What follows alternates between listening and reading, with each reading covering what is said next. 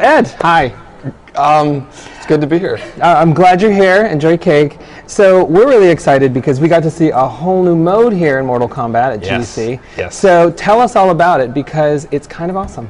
Yeah, you know, it's called Challenge Tower. It's another single-player experience that we're giving for players in addition to our story mode, and it's imagined like this tower of little challenges to give to the player that slight variations on the play mechanic, kind of zany things, fighting without a head, fighting without arms, throwing your arms and legs at people, and imagine 300 of them, many hours of going through, and the greatest prize in the world at the very top. Not to oversell the prize. Yeah. So all right, well let's hop in because those of us that have played MK know towers, but this is probably the biggest tower we've ever seen. Yeah, so imagine one of our arcade towers that's usually 10 tall, but now it's 300 tall, so it's going to take a little bit of time to go in. But you have all these crazy modes in there, the return of a lot of features. Test your might, test your sight, test your strike, test your luck. So test your luck. What is that? Test your luck is imagine a slot machine that basically kind of rolls and gives the player a random events that he has to fight in. This here is actually Test Your Might, which was kind of introduced in the first Mortal Kombat game, and so we're bringing it back. So this is one of many test yours that are littered throughout the Challenge Tower. Very cool. Now, one of the neat things about this tower is some of the early challenges seem to be almost tutorial-like, just to kind of get people up to speed. Yeah? Exactly. It gets you kind of familiar with the fighting mechanic, teaches you some of the offensive, defensive stuff, and then the craziness kind of comes in around number 8 or 9. You start fighting, people without heads and zombies, and it's like a fighting. So there's a little bit of teaching, but it's a lot more of a fun, kind of crazy novelty than it is, a tutorial.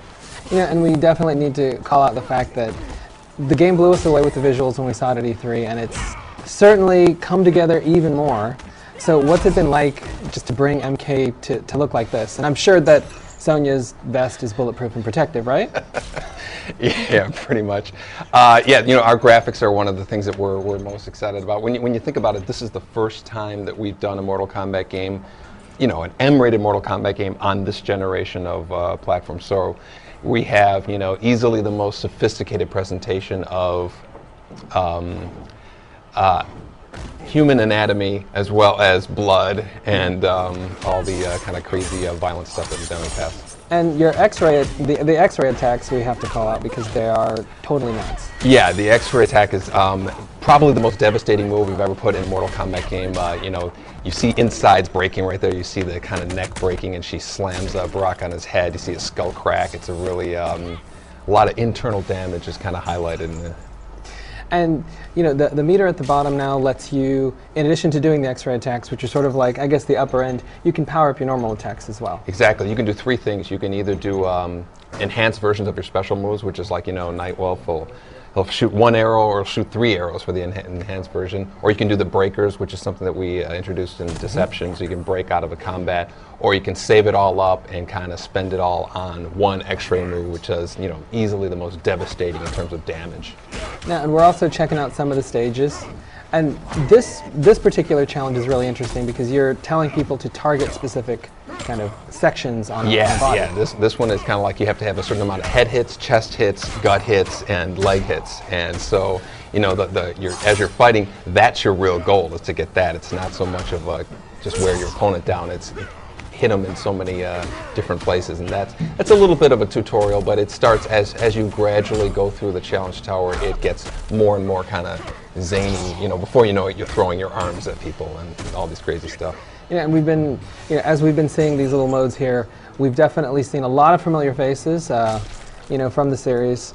How's the fan reaction been? Because the internet kind of exploded when you guys, unveiled this game and started saying some things about the roster. So what's that like? This game is all about returning to MK2 and 3, and so it's kind of like For the most part, I've always been kind of saying, you know, this is, if you have a favorite character from Mortal Kombat 1, 2, or 3, there's a pretty good chance that you're going to see them in this game. And we've slowly revealed, you know, kind of verifying certain characters being in the game, but we've been pretty consistent with that as the new characters have been announced.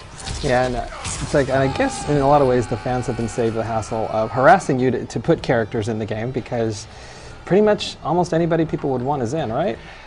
No, I get plenty of harassment on Twitter. Actually, a lot of people are, you know, pretty angry that we're not including some of their later favorite characters. But you know, we have, this game's going to have DLC, so we're going to be downloading characters, and so there's always a chance that we're going to get those the Reigns and the crazy, you know, more obscure characters from Mortal Kombat. Oh, this is nice. Now, while we're watching some skulls and testing their luck, anybody that have questions for us, go ahead and let us know on Twitter. Our @GameSpot.com Twitter feed. Go ahead and let us know if you've got questions. I've got a lot of people from overseas lamenting just when they're about to go to bed, something like this happens and they have to stay awake. Sorry, dudes. Now, let's see. What else have you guys shown new off here at GDC? So we definitely had the Challenge Tower, which is one of the biggies. We got to see some new playable characters. Yeah, we've actually introduced some new characters, you know, and when we have some gameplay that shows off their kind of crazy antics, as well as one of the, in my opinion, one of the best stage fatalities we've ever had in a Mortal Kombat game. And you know, it really gives you an indication of just how many layers are in the fighting engine. You know, this game we've really tailored for the hardcore fighting engine more than any Mortal Kombat game we've done before. So we have things in there that we really feel the kind of tournament players that we're really going to eat up. You know, and oh, look, first question, is Cabal in? Sorry, man. God, the kids aren't, you're not kidding, because this thing's lighting up. All right, that's cool. So the other thing I wanted to point out is, you know, you're right, there's a lot of hardcore stuff in here that we got a chance to check out, but what I found really interesting is you guys seem to be including a lot of tools for people that were maybe intimidated by Mortal Kombat early on. Like the Fatality trainer I thought was kind of genius, because I know a bunch of people that want to play the game, but when they play it, they want to do fatalities. Exactly. They don't know. The Fatality, we put a Fatality trainer in the game. It actually highlights a part of the ground that you're supposed to stand on, and and it shows you the move that you have to do, and you really get a feeling of the Fatality. You can turn the timer on or off, and so I really, you know, the result of that is people really kind of get back to the whole Fatality thing. People who thought they were no way they could ever pull one off, they leave there thinking, I'm going to go do a Fatality on somebody. And to me, it's one of the most exciting kind of hidden gems that we have in the game that people are really going to gravitate to.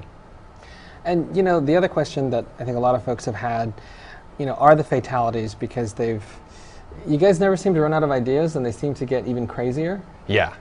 So we do have, like, we asked Aaron, one of the dudes on the team that we talked to earlier this week, kind of where they get inspiration from, but I have to, like, is there some kind of massive wall at work where it's like, hey, let's pick some of these? No, you know what, I bet you if you got a bunch of guys here and you all sat in a room and you thought, let's make up some crazy fatalities, it'd be the same meeting that we have. You know, it's the kind of crazy stuff. There'd be one person saying, you know, no, that's crossing the line, we can't do that. And so that's when you know you got to do it. And then so you have all these kind of morality arguments about, you know, what's doable in the game. But, you know, from when we started this game, we knew we wanted to do Mortal Kombat with fatalities that are going to give you a reaction like you felt like when you played Mortal Kombat 1 and 2. That was our goal. And that, from what we played, got to tell you, sold.